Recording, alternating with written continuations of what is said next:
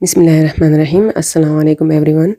مسلم psychology کے ایک نئے ٹاپک کے ساتھ میں ہوں آپ کی انسٹرکٹر ارم بی بی۔ Today we will discuss the nature of the soul, mysteries of the soul, نفس اینڈ لیولز آف نفس۔ Nature of the soul, soul کو سمجھنے کے لیے دو ٹرمز کو سمجھنا بہت ضروری ہے، وہ ہے روح اینڈ نفس۔ روح کو ہم اسپرٹ، سول یا بریتھ آف لائف بھی کہتے ہیں، اور قرآن پاک میں یہ میٹا فزیکل اینٹیٹیز کے لیے یوز ہوا ہے، جیسے کہ فرشتے، ریولیشن، یا کوئی بھی ایسی چیز جو ہمارے سینسز سے، ہمارے پرسیپشن سے بیونڈ ہو۔ روح ہمارے پورے جسم کو لائف دیتی ہے۔ روح ہمارے فیلنگز، تھاٹس، بیہیویئر اور فری ول کو ڈرائیو کرتی ہے۔ روح فزیکل باڈی سے بالکل ڈیفرنٹ ہے۔ اگر روح کو جسم سے نکال دیا جائے تو فزیکل باڈی اپنے فنکشنز کرنا چھوڑ دیتی ہے۔ قرآن پاک میں ایک اور ورڈ جو یوز ہوا ہے وہ ہے نفس، جس کی جمع ہم انفس یا نفوس میں کر سکتے ہیں۔ قرآن پاک میں نفس ایکچولی دو معنوں میں استعمال ہوا ہے، ہیومن سول کے لیے اور سیلف کے لیے۔ سم ٹائم یہ سول یا اسپرٹ یعنی روح کے لیے استعمال ہوا ہے نفس کا ٹرم، اور سم ٹائم یہ باڈی یا سیلف کے لیے استعمال ہوا ہے۔ اس کا مطلب یہ ہے کہ ان دونوں ٹرمز کو انٹرچینجبلی یوز کیا گیا ہے۔ مسلم اسکالرز کی اکثریت اس بات پہ ایگری ہے کہ نفس اور روح انٹرچینجبل ٹرمز ہیں۔ مین ڈسٹنکشن جو اس میں کی جاتی ہے یا مین ڈیفرنس جو ہماری نظر میں ہے وہ یہ ہے کہ نفس تب یوز کیا جاتا ہے جب سول یعنی روح باڈی کے انسائڈ ہو، اور روح کا ٹرم تب یوز کیا جاتا ہے جب روح باڈی کو چھوڑ دے۔ لیکن اس بات کو ہم 100% کانفیڈنس کے ساتھ نہیں کر سکتے، کیونکہ کئی احادیث ایسی ہیں جو اس بات سے ڈس ایگری کرتی ہیں۔ یہاں پہ دو احادیث کا حوالہ دیا جا رہا ہے جس میں موت کے وقت کی بات کی گئی ہے۔ اللہ کے رسول صلی اللہ علیہ وسلم فرماتے ہیں کہ جب روح نکالی جاتی ہے تو نظر اس کا پیچھا کرتی ہے۔ ایک اور حدیث میں اللہ کے رسول صلی اللہ علیہ وسلم فرماتے ہیں، کیا تم نہیں دیکھتے کہ جب انسان مرتا ہے تو اس کی نگاہیں جمی ہوتی ہیں؟ یہ اس وقت ہوتا ہے جب اس کی نگاہ اس کے نفس کا پیچھا کر رہی ہوتی ہے، جیسے ہی نفس نکالا جاتا ہے۔ یہ احادیث روح اور نفس کے انٹرچینجبل نیچر کو بالکل واضح کر دیتی ہیں۔ روح اور نفس میں اگر کوئی ڈسٹنکشن ہے بھی تو بہت ہی باریک ہے۔ مسٹریز آف دا سول، روح ایک مسٹری ہے کیونکہ اس کے بارے میں ہمیں بہت کم علم دیا گیا ہے۔ اللہ تعالیٰ نے کسی خاص پرپس کے تحت روح کے حوالے سے بہت سارا نالج ہم سے چھپا کے رکھا ہے۔ اللہ تعالیٰ قرآن میں فرماتے ہیں، اور وہ تم سے روح کے بارے میں سوال کرتے ہیں، تم فرماؤ روح میرے رب کے حکم سے ایک چیز ہے، اور اے لوگوں تمہیں بہت تھوڑا علم دیا گیا ہے۔ اس آیت سے یہ بات واضح ہو جاتی ہے کہ true nature of the civil کے حوالے سے جو ہمارے پاس نالج ہے وہ بہت لیمیٹڈ ہے۔ ہم کبھی بھی سیکرٹس آف دا سول کو ڈسکور نہیں کر پائیں گے، اور سائنس یہ کام اس لیے نہیں کر سکتی کیونکہ روح ان سین ورلڈ کا ایک ایلیمنٹ ہے، جبکہ سائنٹیفک جو میتھڈولوجی ہے وہ سین ورلڈ کو ہی اسٹڈی کر سکتی ہے، یعنی آبزرویبل چیزوں کو ہی اسٹڈی کر سکتی ہیں۔ روح اللہ تعالیٰ کی طرف سے ہے، اور اللہ تعالیٰ کی طرف سے ہی روح انسانوں میں پھونکی جاتی ہیں۔ اللہ تعالیٰ قرآن میں فرماتے ہیں، پھر اس کو درست کیا اور پھر اس میں اپنی طرف سے بنائی گئی روح پھونکی، اور تمہارے لیے کان، آنکھیں اور دل بنائے، مگر تم بہت کم شکر کرتے ہو۔ یہاں پہ ایک بات سمجھنا بہت ضروری ہے کہ روح جو ہے وہ اللہ تعالیٰ نے as an element of life بنایا ہے، اور ہر باڈی کے لیے اللہ تعالیٰ نے روح بنائی ہوئی ہے۔ سم ٹائم یہ کہا جاتا ہے کہ روح شاید اللہ تعالیٰ کی جو روح ہم میں ہے وہ شاید اللہ تعالیٰ کی اپنی روح کا حصہ ہے، یا اللہ تعالیٰ کی اپنی روح ہے۔ ایسا نہیں ہے، اللہ تعالیٰ نے روحیں بنائی ہوئی ہیں، اور اپنے پاس میں موجود ان روحوں کو وہ باڈی میں پھونکتے ہیں، جس سے باڈی کو لائف ملتی ہے۔ روح کا ایسنس فزیکل باڈی سے بالکل ڈفرینٹ ہے۔ روح کسی ایسی چیز سے بنائی گئی ہے جس کا فزیکل اینٹیٹیز سے کوئی کمپیریزن نہیں ہے۔ یہی وجہ ہے کہ ہم روح کی کوالٹیز کو کمپلیٹلی انڈرسٹینڈ نہیں کر سکتے۔ روح جسم کے کسی ایک پارٹ میں نہیں ہوتی، بلکہ وہ through out the body flu کرتی ہے اور پوری باڈی کو لائف دی ہوئی ہوتی ہے۔ یہی وجہ ہے کہ جب روح جسم سے نکلتی ہے تو زندگی ختم ہو جاتی ہے۔ اسی طرح ایک ٹرم یوز ہوتا ہے انسان، جو کہ باڈی اور سول کے کمبینیشن کے لیے استعمال ہوا ہے۔ قرآن پاک میں ایک صورت ہے الانسان کے نام سے، جس کی پہلی آیت کا ترجمہ ہے کہ کیا نہیں آیا ہے انسان پر زمانے میں سے ایک ایسا وقت کہ جب وہ کوئی قابل ذکر چیز ہی نہیں تھا۔ ابن تیمیہ فرماتے ہیں کہ انسان باڈی اور سول دونوں کے لیے ہی استعمال ہوا ہے، لیکن یہ باڈی سے زیادہ سول پر اپلائی ہوتا ہے، کیونکہ باڈی سول کے لیے صرف ایک وہیکل کا کام کرتی ہے۔ Good and evil, through revelation ہمیں یہ بات بتا دی گئی ہے کہ انسان میں خیر اور شر یعنی اچھائی اور برائی کرنے کی ٹینڈنسیز پائی جاتی ہیں۔ انسان بائی برتھ ایول نہیں ہے، لیکن انسان میں اچھائی اور برائی دونوں کے کرنے کی پوٹینشلز اور ٹینڈنسیز موجود ہیں۔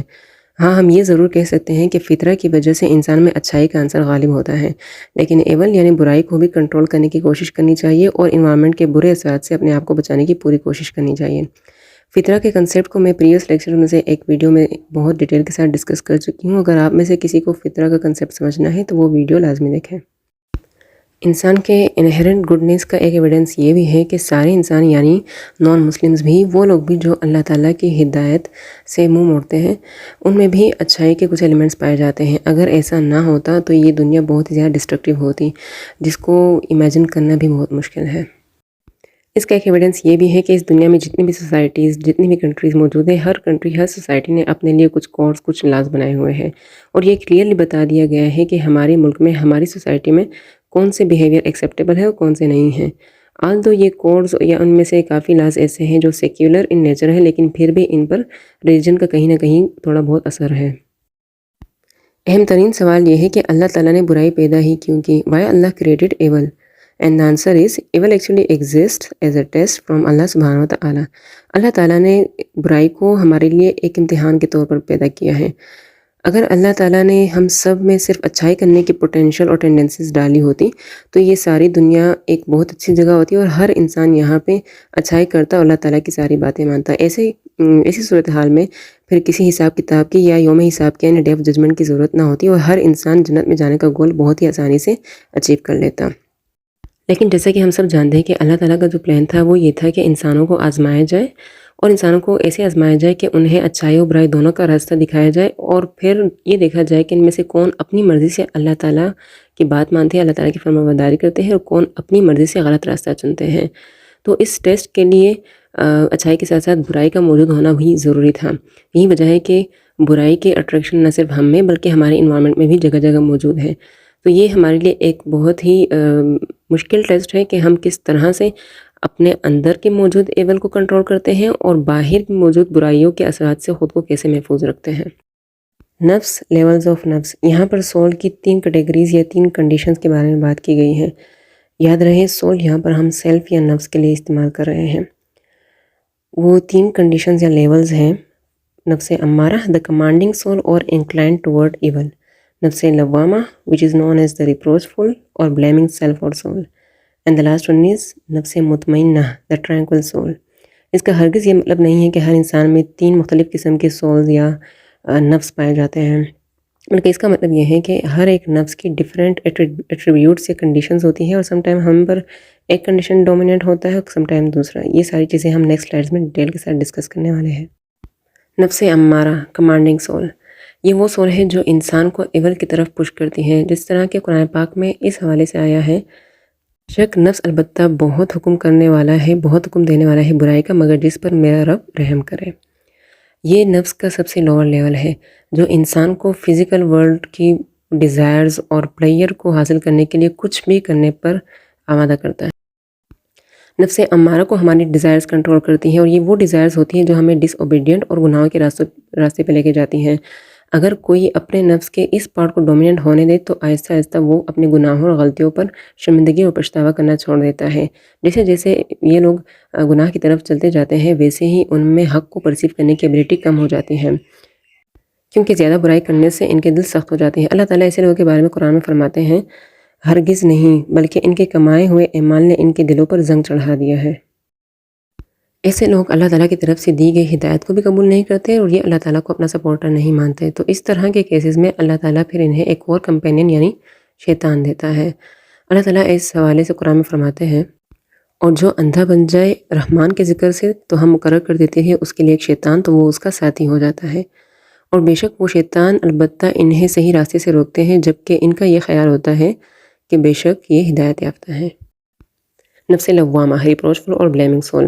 اگر یہ نفس کسی میں ڈومیننٹ ہو جائے تو ایسے انسان سے جب کوئی غلطی ہوتی ہے، جب وہ کوئی غلط کام کرتے ہیں تو وہ اپنی غلطی، اپنے گناہ کو، اپنے غلط کام کو مانتے بھی ہیں کہ ہاں ہم نے غلط کام کیا ہے، اور اپنے آپ کو اس غلطی، اس گناہ کو کرنے کے لیے ملامت بھی کرتے ہیں، اور ان میں پچھتاوا اور شرمندگی بھی ہوتی ہے. یہ اپنے آپ کو اچھائی کے کام نہ کرنے پر بھی ملامت کرتے ہیں. ایسے لوگوں کے بارے میں اللہ تعالیٰ قرآن میں فرماتے ہیں: اور میں قسم کھاتا ہوں ملامت کرنے والے نفس کی. یہ لوگ برائی کرنے کے بعد اللہ تعالیٰ سے فوراً معافی بھی مانگتے ہیں اور اپنے آپ کی اصلاح کرنے کی بھی کوشش کرتے ہیں. ایسے لوگوں کے بارے میں اللہ تعالیٰ قرآن میں فرماتے ہیں: اور یہ ایسے لوگ ہیں کہ جب کوئی برائی کر بیٹھتے ہیں یا اپنی جانوں پر ظلم کر بیٹھتے ہیں تو اللہ کا ذکر کرتے ہیں، پھر اپنے گناہوں کی معافی مانگتے ہیں اور اللہ کے سوا گناہوں کی بخشش کون کرتا ہے، اور پھر جو گناہ وہ کر بیٹھتے ہیں ان پر جان بوجھ کر اصرار بھی نہیں کرتے۔ یہ لوگ اچھائی و برائی کے درمیان مسلسل ایک اسٹرگل میں رہتے ہیں، یعنی کبھی ان میں اچھائی ڈومیننٹ ہو جاتی ہے اور کبھی برائی، لیکن جب یہ کوئی برا اور غلط کام کر بیٹھتے ہیں تو فوراً سے معافی بھی مانگتے ہیں اور پھر اپنی اصلاح کرنے کی کوشش بھی کرتے ہیں۔ نفس مطمئنہ ٹرینکول سول، جیسے جیسے انسان کے دل میں خالص ایمان اسٹرانگ ہوتا جاتا ہے ویسے ہی انسان میں ایول ڈیڈ کرنے کی ٹینڈنسی کم ہو جاتی ہے۔ جس انسان میں یہ سول، یہ نفس ڈومیننٹ ہو جائے تو ایسا انسان ہر اس ایکٹ کی طرف راغب ہوتا ہے جو اس کو اللہ تعالیٰ کے قریب کرنے کا باعث بن سکے۔ یہ لوگ اچھائی سے یعنی خیر کے کاموں سے بہت محبت کرتے ہیں، ان کی شدید خواہش ہوتی ہے کہ خیر کے کام یا ان کی اچھائیاں مزید بڑھیں۔ یہی وجہ ہے کہ ان میں جیسے جیسے یہ اچھائی کے کام زیادہ کرتے ہیں تو ویسے ہی ان میں برائی کرنے کی ٹینڈنسی کم ہوتی جاتی ہے۔ اس حوالے سے اللہ تعالیٰ قرآن میں فرماتے ہیں، اے اطمینان پانے والی نفس، لوٹ چل اپنے پروردگار کی طرف، تو اس سے راضی وہ تجھ سے راضی، سو تو شامل ہو جا میرے بندوں میں اور داخل ہو جا میری جنت میں۔ ایسے لوگوں میں چونکہ اچھائی ڈومیننٹ ہوتی ہے تو یہ لوگ ایک بہت ہی اطمینان اور سکون کی حالت میں ہوتے ہیں۔ یہ اللہ تعالیٰ کے بہت زیادہ فرما بردار ہوتے ہیں، اور جو اللہ تعالیٰ نے ان کے لیے لکھا ہوتا ہے یہ اس پر اللہ سے راضی ہوتے ہیں۔ یہ ہر معاملے میں صرف اور صرف اللہ تعالیٰ ہی پر بھروسہ کرتے ہیں۔ چونکہ ان کا اپنے خالق یعنی اللہ تعالیٰ کے ساتھ ایک بہت سٹرونگ کنیکشن ہوتا ہے تو یہ اپنے ان ڈیزائرز کو کنٹرول کرنے میں کامیاب ہوتے ہیں جو ڈیزائرز ان کو غلط راستے پہ لے کے جا سکتی ہیں، اور انہیں اپنے آپ کو برائیوں سے روکنے کے لیے بہت کم ایفرٹس لگانی پڑتی ہیں۔ یہ وہ لوگ ہوتے ہیں جو اپنی تخلیق کے مقصد کو یعنی اللہ تعالیٰ کو خوش کرنے میں، اللہ تعالیٰ کو راضی کرنے میں یا اللہ تعالیٰ کی بندگی کرنے میں لگے ہوتے ہیں، اور یہ وہ لیول ہے نفس مطمئنہ کہ یہ اس دنیا میں بالکل اچیو کیا جا سکتا ہے، اور جو کوئی یہ اچیو کر لے تو اس کے لیے اللہ تعالیٰ نے آخرت میں بہت ہی خوبصورت انعامات رکھے ہوئے ہیں۔ آج کے لیکچر کے حوالے سے کسی بھی قسم کا کوئی بھی کویشچن ہو آپ ضرور کمنٹ سیکشن میں کریں، میں انشاءاللہ کمنٹ سیکشن میں یا نیکسٹ ویڈیو میں آپ کے کویشچن کو ایڈریس کرنے کی پوری کوشش کروں گی۔ اس دعا کے ساتھ کہ اللہ تعالیٰ ہم سب کو نفس مطمئنہ کے لیول تک پہنچائے، مجھے اگلی ویڈیو تک اجازت دیجیے۔ اللہ حافظ۔